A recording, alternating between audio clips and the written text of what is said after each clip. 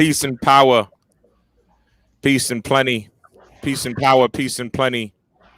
Welcome to the August 19th, 2020 installment of Stand Down Live webinar here with Veterans for Peace. We have Pam Campos-Palma with us today.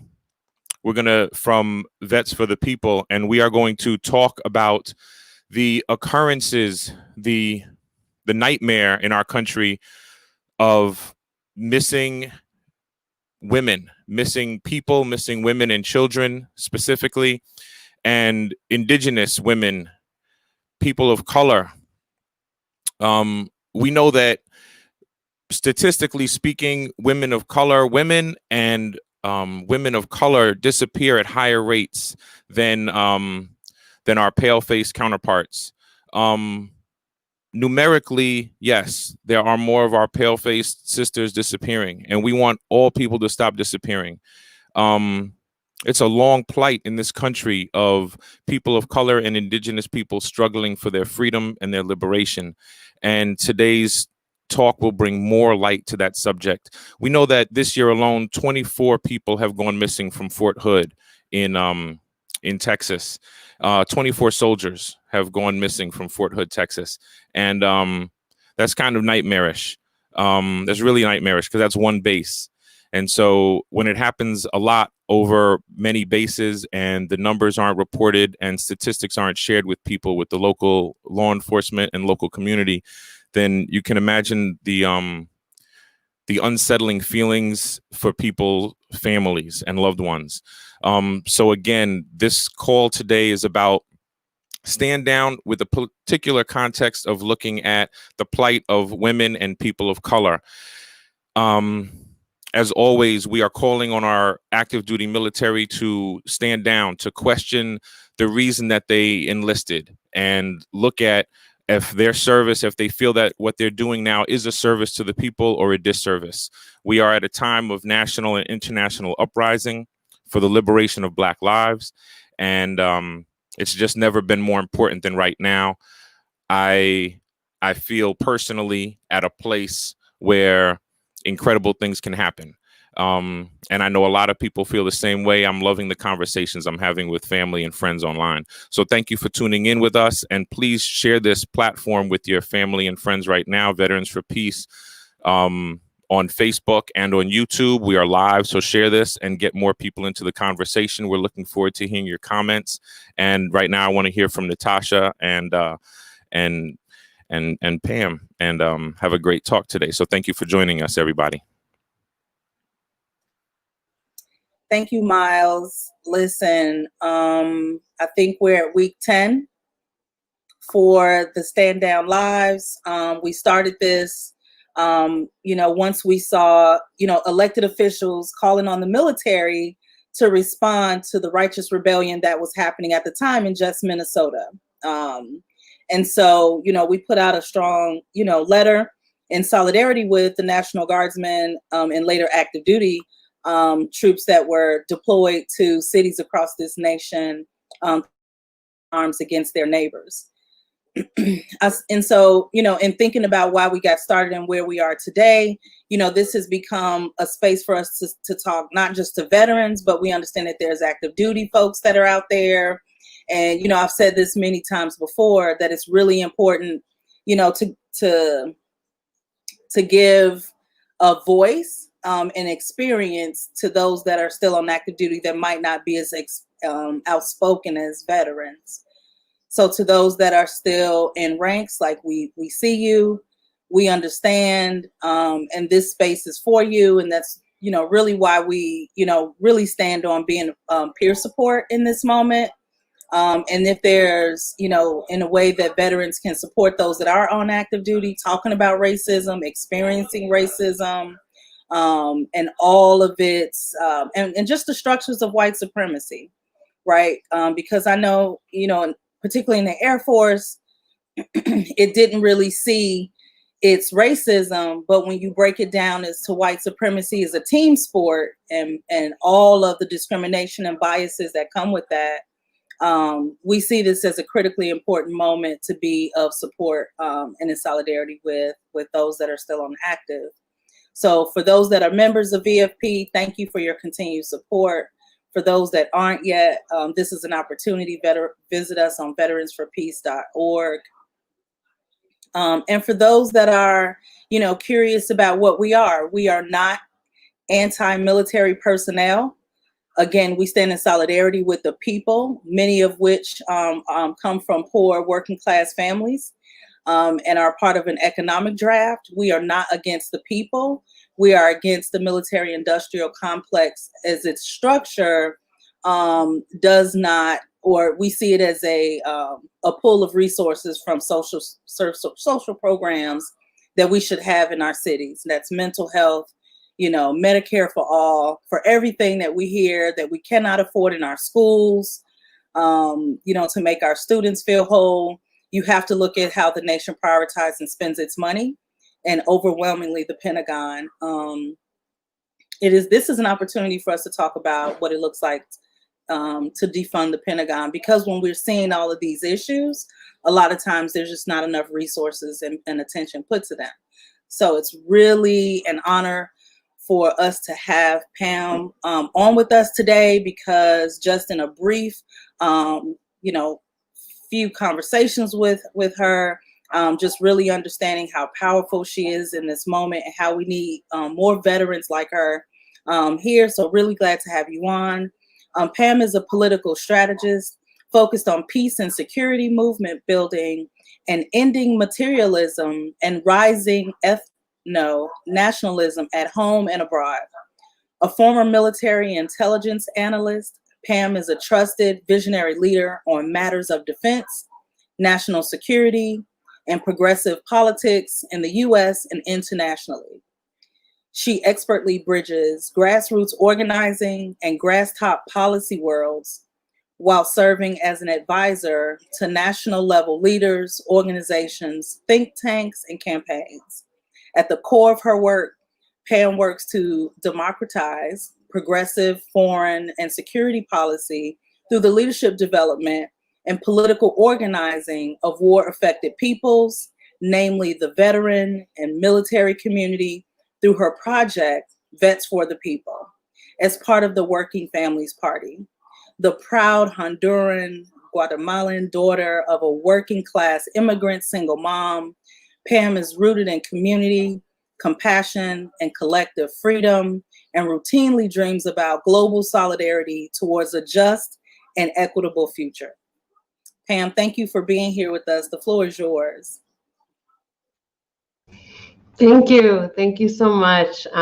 Just really humbled and honored to be in community with you all, and to all the folks that are tuning in. And it's been a hard time, to be honest. I mean, it's why I think I'm even more grateful that you extended the invitation. Yeah, I mean, as it was mentioned, I am an organizer first and foremost, and most of my work for years now has been what does a progressive foreign policy mean? What does a just, equitable, people-centered safety mean, right? Especially when our security and foreign policy has been so hinged on xenophobia and violence and destruction. And particularly a few things really, I grew up in a very blue-collar working class place, and so I was politicized, as many of us were. Our existence is political, and so I was very politicized before I even joined the Air Force. I enlisted out of high school, like many others, looking for not just upward mobility, but like many in this country, the military, when we have broken systems like the immigration system, the military is often an avenue for people like myself, the daughter of immigrants, and frankly, people like Vanessa Guillen, right? The specialist, Fort Hood, the specialist who was disappeared and then murdered out of Fort Hood just a few months ago. And so a few things really stood out to me, I think, even when I was in active duty. One was just definitely, I think, a crisis of consciousness around wanting to serve something bigger than myself, but also feeling lied to and really questioning, what am I doing? I also had the significant experience of the core values not lining up to practice. I really believed in service before self, integrity first, excellence in all we do. And I was also part of a unit that was rife with sexism. I served under Don't Ask, Don't Tell as a queer person. And I did experience racist retaliation when I didn't toe the line. And so I think when I left active duty, I was really starved for community and threw myself into immigrant rights organizing. And for the past few months specifically, I have felt mixed feelings. On the one hand, I feel deeply devastated for the hurricane of crises that my communities have to endure. And on the other hand, this is a reckoning moment that, frankly, Black, Brown, and Indigenous people have been talking about for millennia, right? And we're now at this crisis point where hypocrisies no longer have air, right? You cannot continue to support the troops and thank us for our service while throwing us into endless wars and then, weaponizing us against our own communities, abroad or at home. You can no longer say that you support the troops if you are silent against our disappearances, military, sexual crimes, and violence that are unchecked, Pentagon corruption, that will no longer lie.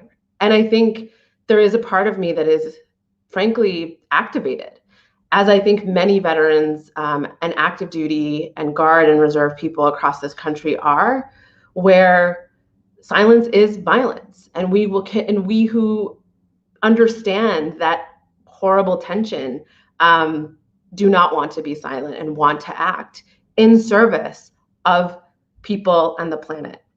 And so I'll just say a little bit, my project Vets for the People, it's really exciting. It's exciting for me personally. It's a political and electoral project out of the Working Families Party, where we're saying, if you're a politician of any stripe and you're taking defense and weapons money, if you are coddling generals who are frankly quite fine with the exploitation, violence, and abuse of our soldiers, then we will vote you out. We will replace you. Because we as veterans, we as people in uniform even, we aren't just robots, right? We're not just government property. We are people first, with consciousness, with integrity, with a moral compass. And so Vets for the People is really creating a political home and political power and political voice, particularly for underrepresented vets, right? Black, brown, women, trans, queer vets, who we know what it feels like to be erased, right? Always too much, never enough. You're not really a vet, but are you a vet? Always questioned, and we're tired of it. So it's, it fills me with a lot of joy and power that we're really raising our voices collectively towards this. So, I'll say a little bit about, I'm also catching up with the chat and really thankful that people are in it.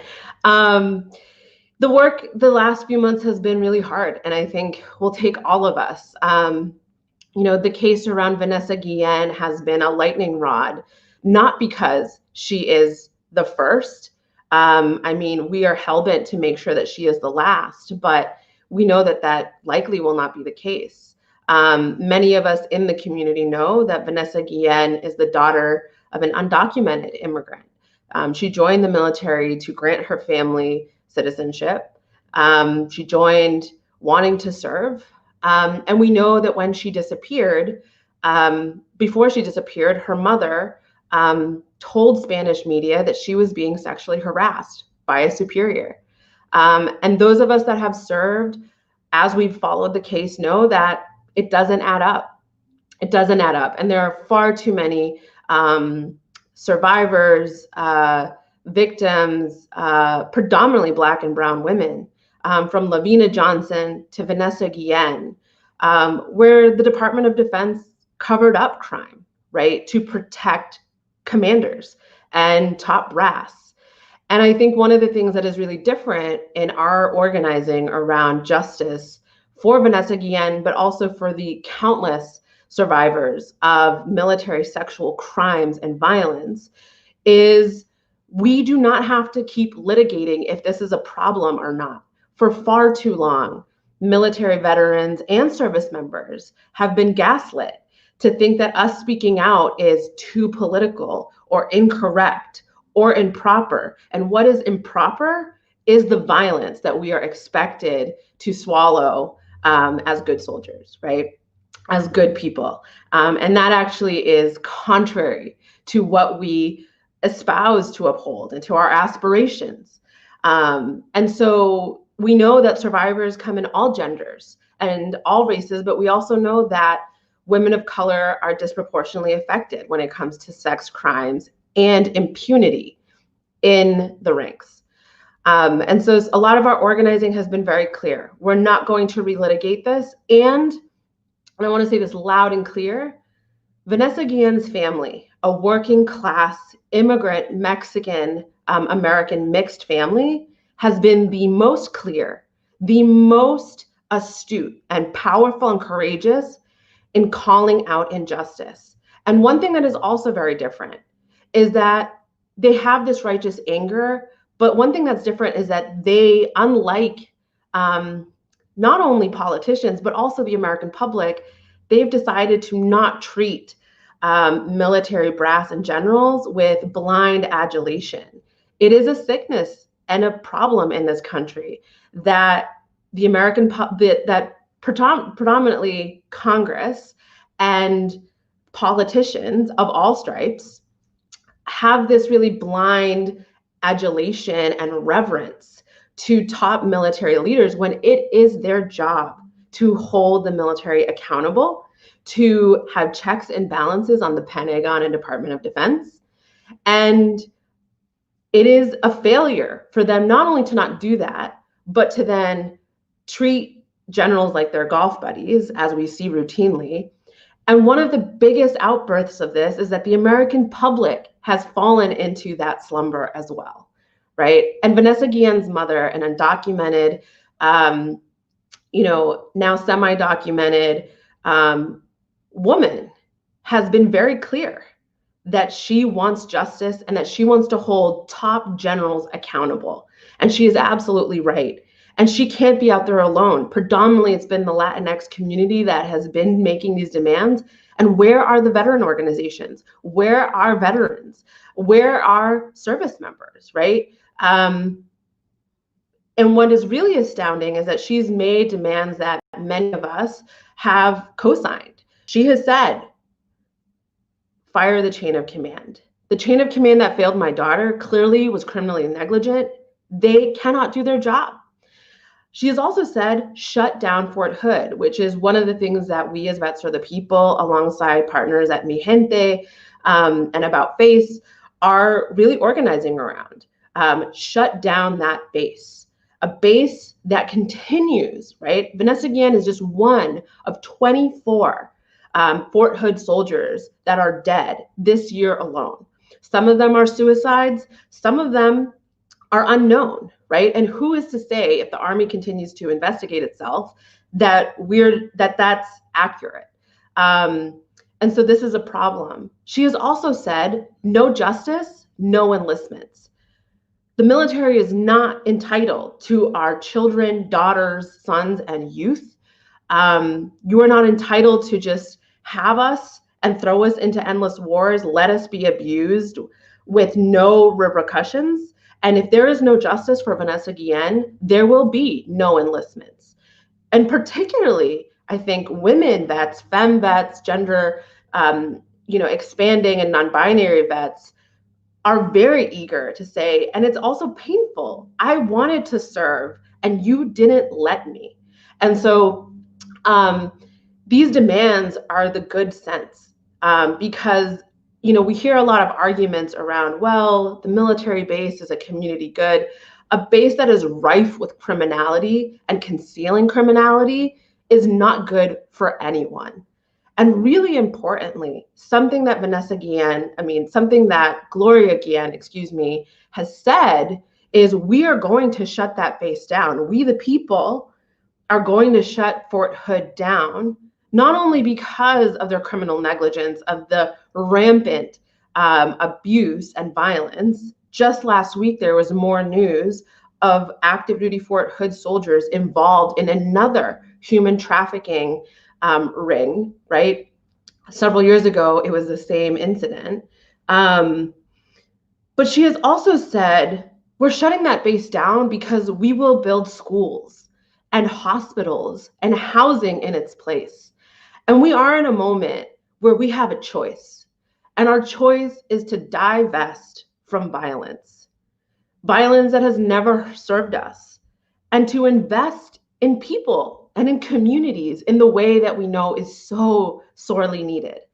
And it's empowering to stand with someone like that who deserves us and who is unafraid to actually call for change and justice in a time when we really need it most.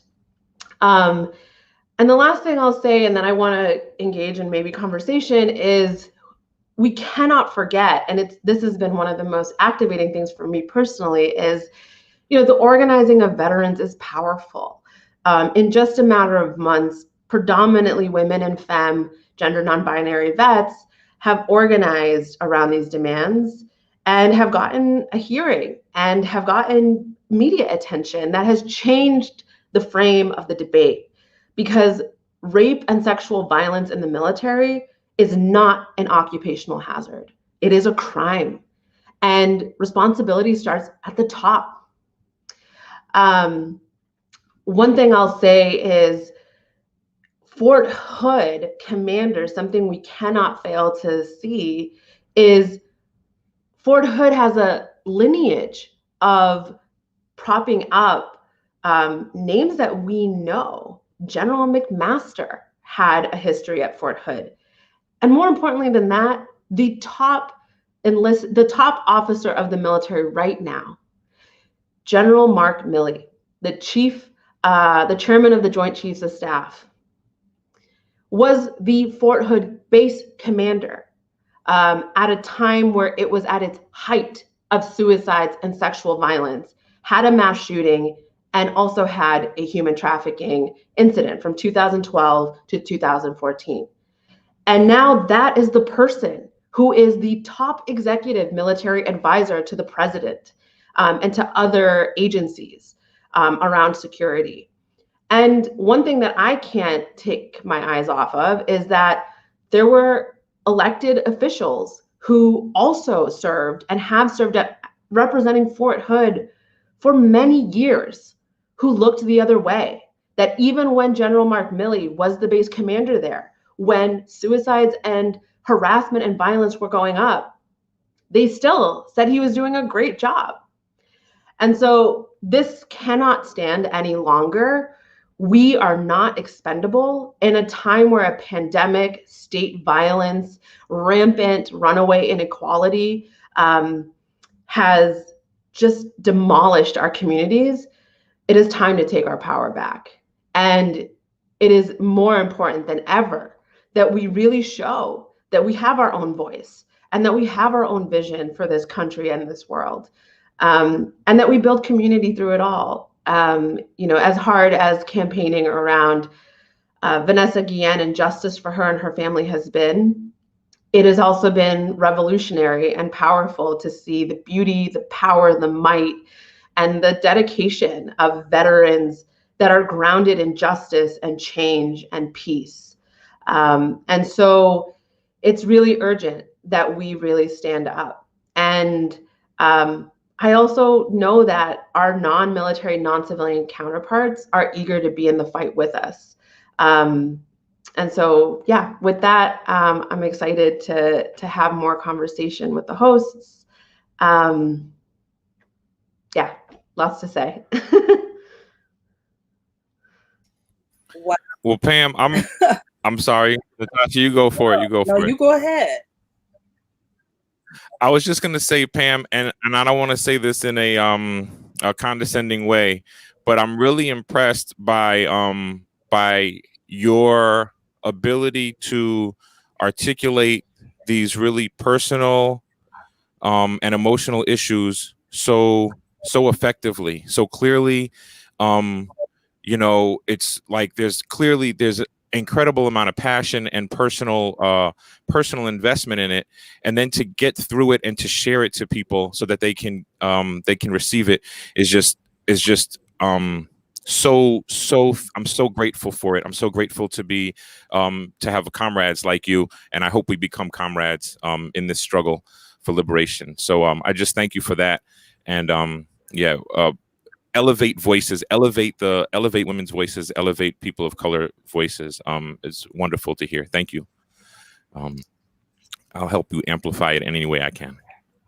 Yeah, same here. Thank you, Pam, for really, covering so much. And so I want to get into some of what you talked about in terms of like, what are you saying from the veterans community?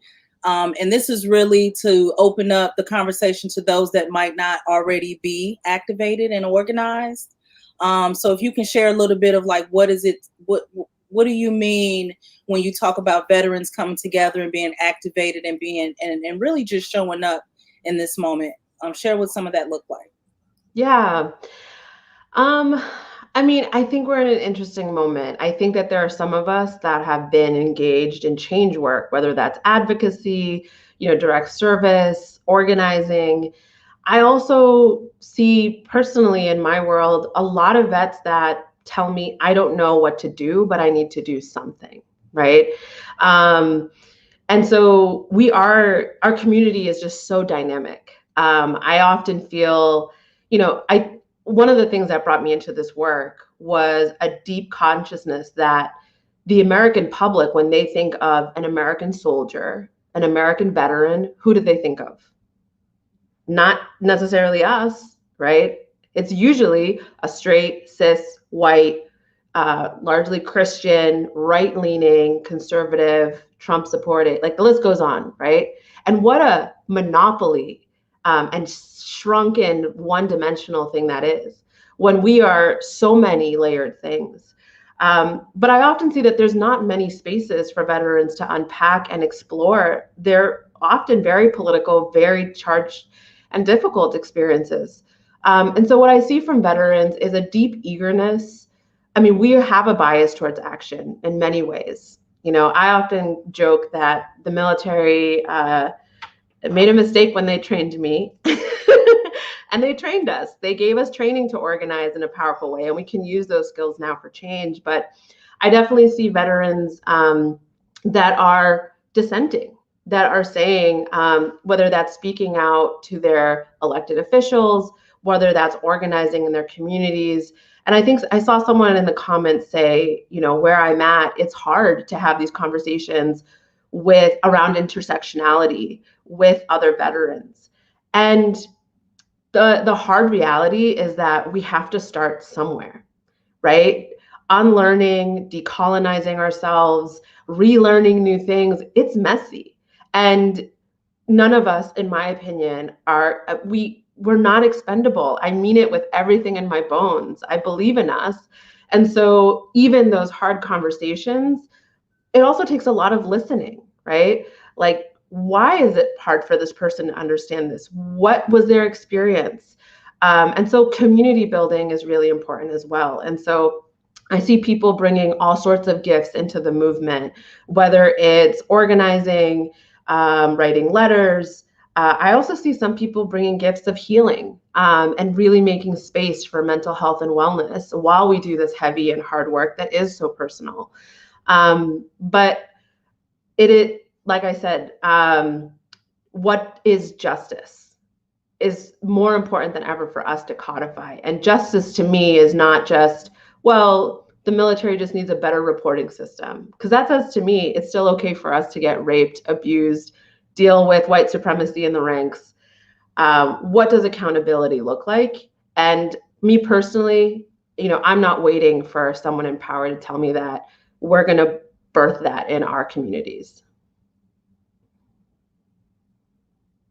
That's right. And, and the reason why, I feel like this is one of the, major issues in the military that's largely, I mean, it's an ugly stain that is as old as the military, perhaps, right? Because we know now for generations, women and men have talked about being violated in their earliest points of entry in the military, right? For some people, it's in a recruiter's, experience in their hometown. You know, one of the things that is coming up for me is when, the experiences of Black women in these violent situations that alter you as a person has been historically the less protected, right? The least protected in these situations. And now, because it's been so unchecked for so many years, Black women, Hispanic women, indigenous folks, who are saying, this isn't new, it's in the media now, but this has been a historically painful thing that has come up. And for a lot of women, I saw recently there was an Air Force, a retired Air Force colonel who said, this is the price for a woman to be something to that, right? It was like, this is the price that a woman pays to be in the military. And that is the type of culture that creates this code of silence, victim shaming. So in your work and when you're, organizing and talking to people, how do you transform beliefs and move people from that antiquated mindset that somehow, some way that this is justifiable. And I know you spoke to that earlier, but I'm thinking about, because this has been going on for so long, that means that there's been a lot of players and a lot of deniers and a lot of folks who have gotten away with it, right? Mm-hmm. So when we're talking about accountability, so we have to change the mindset that has allowed all of this, right? Mm-hmm. And so do you have some words on pushing through that, not just in the veteran community, but particularly in active duty spaces as well? Yeah. Yeah, I mean, one thing that has come up in our organizing that has been interesting is the secrecy of military culture, right? I mean, it's the civilian military divide is really significant, and it's talked about a lot kind of vaguely, but the reality is, and one of the narratives, the Department of Defense consistently investigates themselves. And it's interesting to me that their narratives are, not only is this an occupational hazard, but they also like to say, well, it's just junior enlisted that don't know any better. The scapegoating is really interesting to me because the reality is that white supremacy and rape culture is military culture. From the second that many of us are in MEPS or recruitment, there are countless stories of people that are preyed upon, that are harassed even while they're in that process. You go to boot camp, you hear more stories. You are in active duty, even all the way to the VA, right? It is so entangled in the culture. And it's real. And then I often say that even Islamophobia, right? All of these isms are so entangled in this institution, in this culture, that how can you name a problem that you've been told is also this valiant, valorful, institution? And I think what's really hard for many of us, and I'll speak for myself, as the daughter of immigrants, I have a complicated feeling with my service as I do my country. On the one hand, as the daughter of immigrants, I wanted nothing more than to make my family proud, to really serve, to be that first generation person. And also there's a part of me that feels responsible to guide this country out of fascism, which is what we're in right now, but also corruption and inequity that has existed literally my entire life. So I feel complicated where you have this love. I, personally don't feel like the military loved me back, which is why I had to leave for my survival. And it failed me. Both this country and the military failed me. And so what I tell people is that we are able and we must hold two things.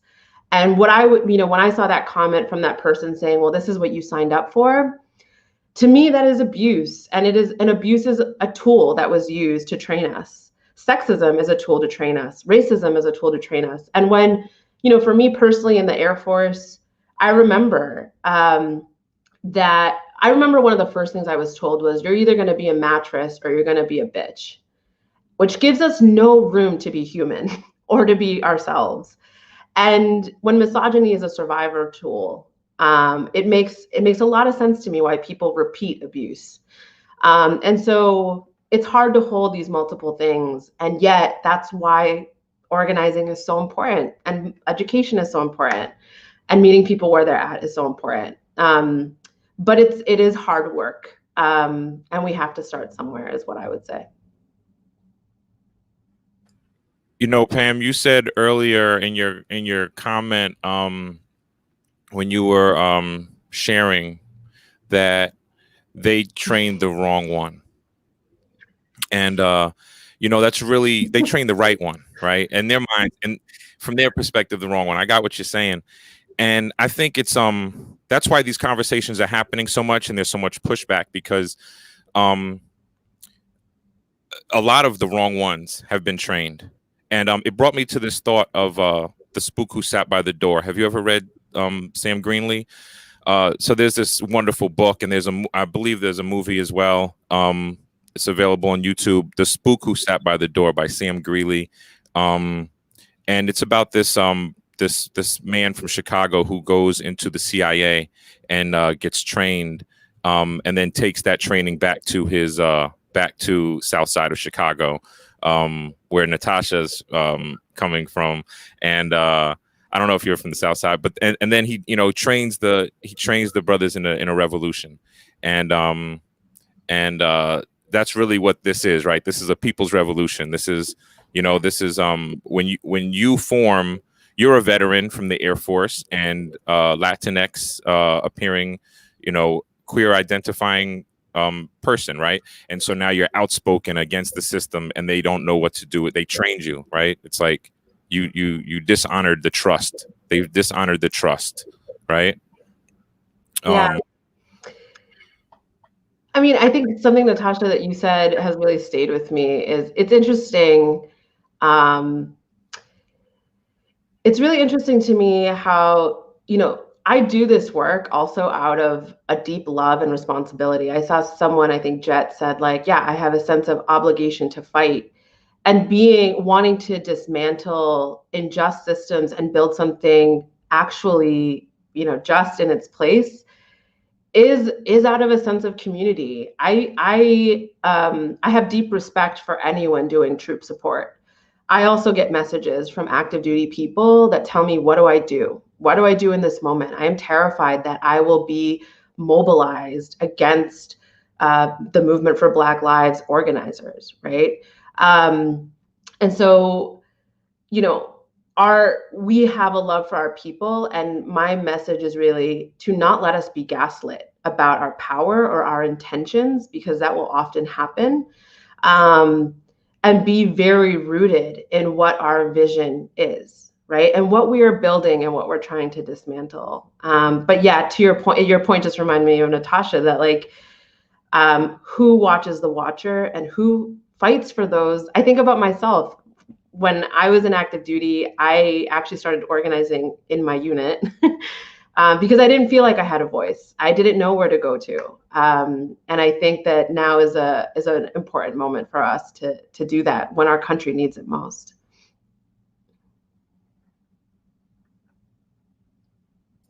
That's a great point. When you talked about, just really organizing on active duty, and sometimes being pushed for that because you're also looking for community, right? And in those organized spaces, you found someone that may, be more senior in rank, who can help you behind the scenes. The most important thing is that you don't go at it alone, and that you create, some sort of circle where you can support one another. Listen, one of the things that was critically important for many of the people that I know is that we had someone who was really good at reading policy. We had someone that knew someone, who can, kind of, give them some top cover.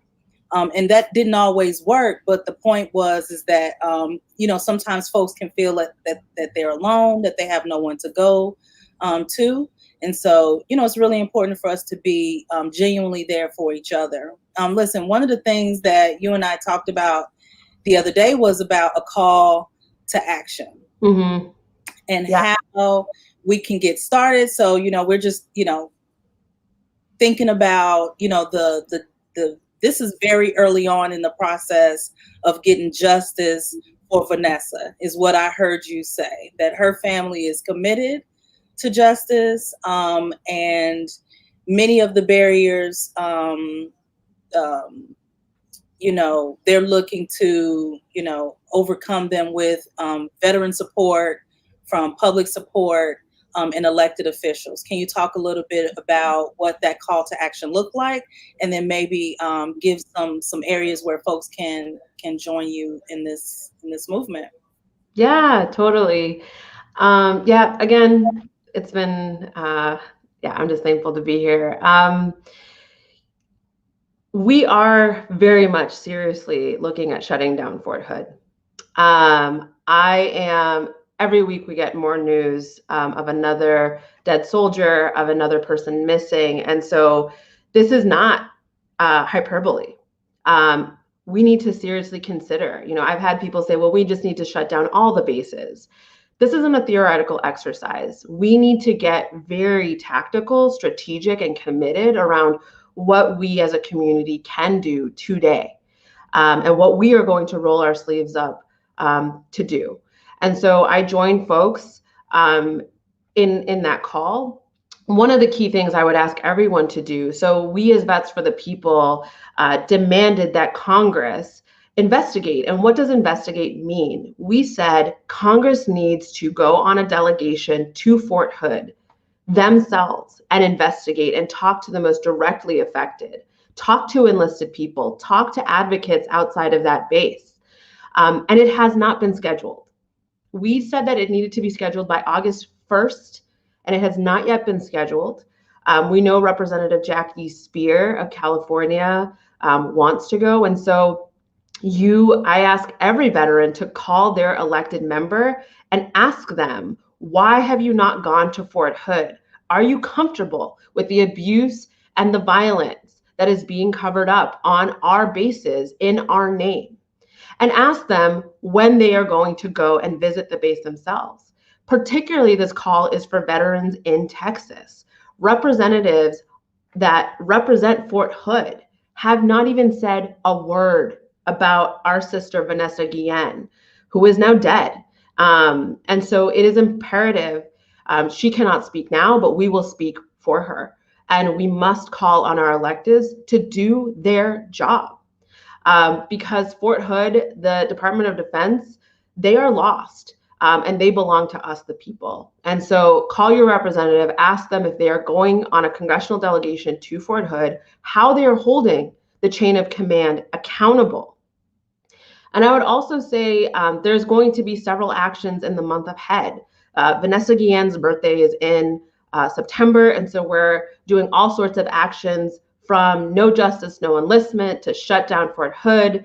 And we're really, really excited. Even if you yourself are not in Texas, veterans are deeply interconnected. And I guarantee you that if you yourself are not there, I'm sure that you know someone who was stationed there or who lived there before. And so we all have a part to play.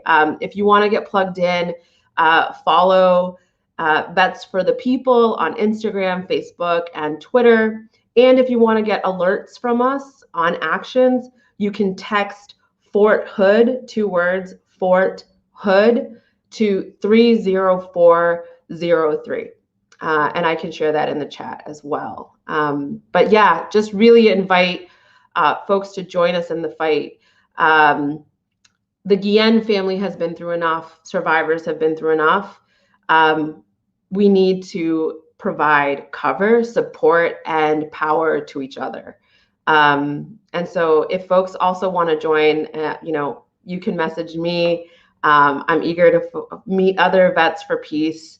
And I think just lastly, any little thing that you can do, even besides the Vanessa Guillen piece, I mean, to address the state violence, we're in a moment where it's not clear that we'll even have an election. I mean, we are really in an authoritarian slide in this country, and there are many ways that veterans can roll up their sleeves, that active duty members can do their part, that our allies can stand with us. And so, I've gotten messages from vets that are saying, in my small rural town, I got together with 10 vets and we held up Vets for Black Lives signs. That matters. That intervention really matters. And so don't forsake your own power and your ability to act where you're planted. And especially people that are continuing to fight around Black lives in this country, the movement for Black lives, the other call to action I would say is the movement for Black lives is one of the most important and powerful movements of our time. They require the defense of military veterans and active duty people. And so, keep building in that movement as well.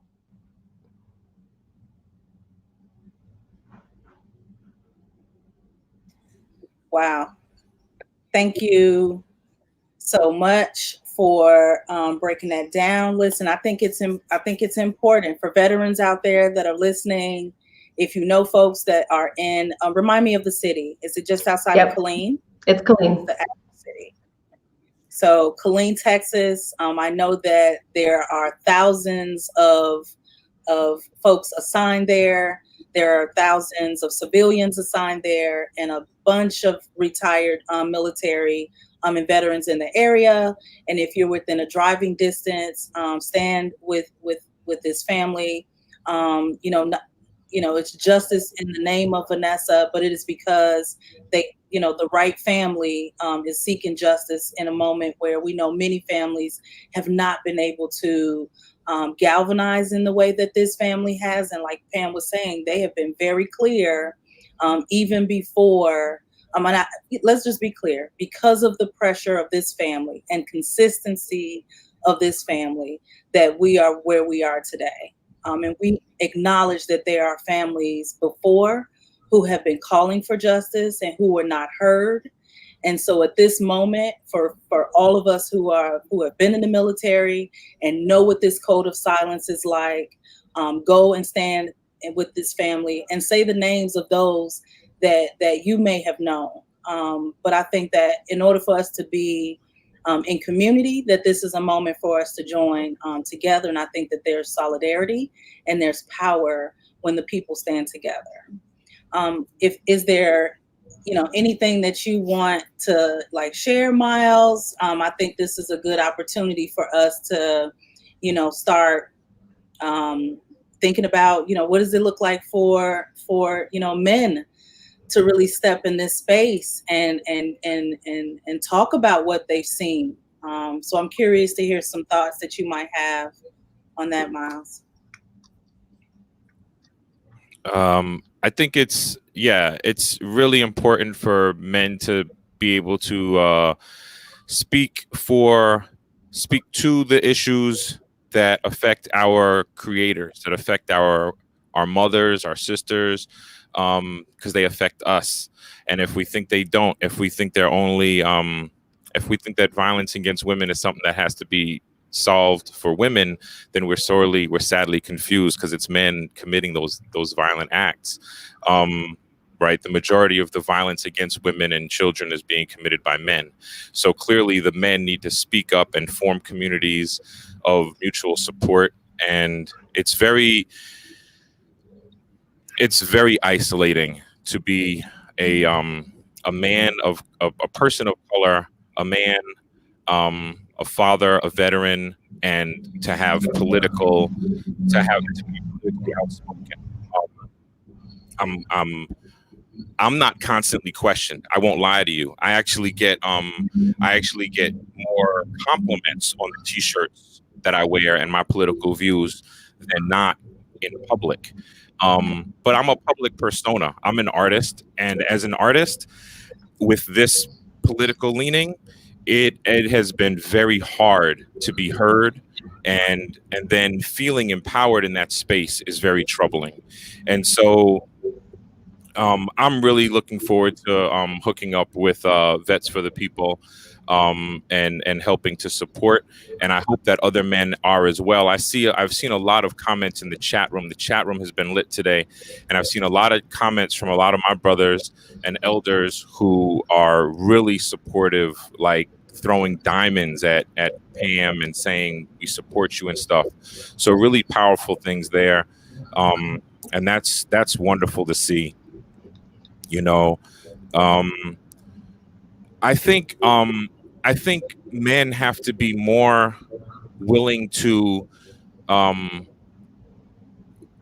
more vulnerable, more able to share our honesty, to share our truths, and to listen. You know, to we have insight that needs to be heard. Is we have things that need to be heard, but we also need to we need to learn a lot from the feminine about how to present ourselves and how to be more accepting of others, rather than so stuck in our opinions and believing that we're right and nothing else matters.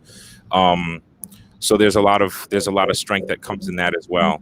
I hope I answered that question effectively. I definitely want to lift up my comrade Brittany Chantel, who's got an incredible album called The Golden Opportunity. I mean, the album title, the artwork, everything is about the lie that young people are told. Definitely, poverty enlistees are told about the military, what it can give you, and then she's very raw. And I shared a song in the chat, AIT Fort Gordon, I think it's called AIT. She's very vocal about the abuse that women have to suffer in the training, and so I think people with platforms who tend to be men can give that space to women as often as possible as well, to empower more voices. So I think those are some things that we could do. And I really am wonderfully happy that Pam came on today. I've loved this conversation, and definitely going to look forward to sharing it.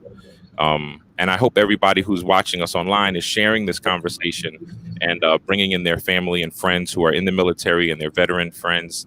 And because these are conversations that matter. They don't happen as often as they should because of the injury that we deal with. So the moral injury that we deal with. So thank you very much, Pam. And I do have a song that I'll close us out with, but I don't know if I'm sure y'all have closing comments and things. Yeah, really quickly, and then Pam can close, and then you can take us to some movement music. Is just really thank you so much, Pam. I look forward to working with you. I feel a strong connection, just not because we're Air Force veterans, and putting that great training and access to education in play in the community. So I look forward to working with you, and really, please give us some closing comments, and then we'll move to close. Just thank you. I have to remind myself often I'm not on an island. I want to also uplift. Nancy Wright mentioned ending these wars. All of this work for me, I just leave us with hope. I really believe in us. Like, I'm always fascinated at the power of veterans committed to peace, and I'm excited to build with you all. So thank you. Thank you, Pam. This is a song called To the Women, titled To the Women. It is produced by Steve Wallace. It's on my 2014 release titled Civil I Am, about my experience in the military, written 17 years after I got out. So I'll share that with you, and I'll turn my screen off. Thank you, everybody, for tuning in today to Veterans for Peace Stand Down Live. Please share this with your friends and colleagues. with your family, and know that this is a safe space to talk about politics, to talk about rights, to talk about equality, human rights, justice, social justice, LGBTQ community, people of color issues, everything that's politically incorrect, because we want to correct the system. All right. That's why we're here, to correct the system. We need to shake things up. So thank you for tuning in with us. We're here every Wednesday, and we'll be here until things get better for our people. Peace and power, y'all. Thanks, Miles. You're awesome.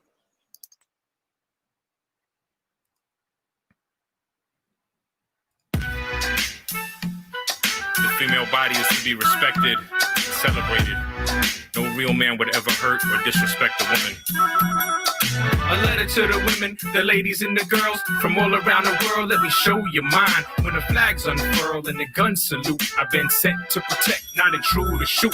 Put boots on the ground, we won't beat or rape. I got a queen at home, I could feed some grapes. I'd like to take you all by the waist, knees and nape, over my shoulder, hold you, we could escape. This ain't a hate love song where I'm treating you well, or a hate moment when I ain't myself. Apologizing afterwards, sneaking in your cell with my insecurities, getting jealous as hell. Just want to let you know your assets fine. Every one of your deposits on my mind. If I said that they wasn't, you know I'm lying. I'm your broker, banker, stocks are flying. Your returns are high, you'll come out on top. Even when you're on the bottom, your rewards won't stop. Got your price locked in, but you ain't for sale. Leave whenever you want, freedom suits you well. A letter to the women, the ladies and the girls from all around the world. Let me show you mine. When the flags unfurl and the guns salute, I've been sent to protect, not intrude or shoot. It's a letter to the women, the ladies and the girls from all around the world. Let me show you mine. When the flags unfurl and the guns salute, I've been sent to protect, not intrude or shoot. In Cuba, skin tones run the full spectrum. Alabaster to chocolate, the beauty's a weapon. An American embargo makes you work hard, though. Lives and cuisine, that's a piece of art. You kept a piece of mind, like girls in Okinawa. Life in devastating poverty under Japan's power. Here, women are property, sex workers unite. Trading human flesh ain't properly polite. This truth on the mic, Mega Sipes the name. I'm medicine sour just to ease the pain. I'm a witch doctor, lion's mane, head of the game. Boil down, concentrate with hip hop for the flame. Put a beat to it, elevate it, that's how I do. Work the mind and the body, make you come to the tune. Get you back to the room, I'm back on stage. It's always time to perform, put ink on the page. A letter to the women, the ladies and the girls from all around the world. Let me show you mine. When the flags unfurl and the guns salute, I've been sent to protect, not intrude or shoot. It's a letter to the women, the ladies and the girls from all around the world. Let me show you mine. When the flags unfurl and the guns salute, I've been sent to protect, not intrude or shoot. I love a smart woman who could think for herself, protect the kids and her man, focus on her health, make her own choice, never put a spice on the shelf, flavor every single situation, that's a milk. I mean a mother in love, fighting madness in life for moments incredibly lifting, fatherless males, interchangeable, limitless, females more immaculate, leveraging forever monuments and laughing fits. This is what passion is, that's where the action is. Weak men only want mattresses, models and actresses, and not mothers of their seeds, others they don't know. To smother, to beat, to rape, or no. Let me show you what a real man's supposed to do. Ask permission before getting close to you.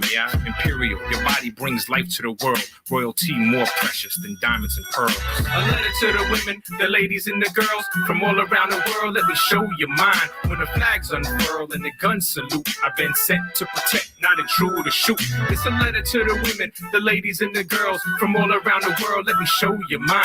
When the flags unfurl and the guns salute, I've been sent to protect, not intrude or shoot. I know you didn't enlist to be raped. No woman deserves to be raped.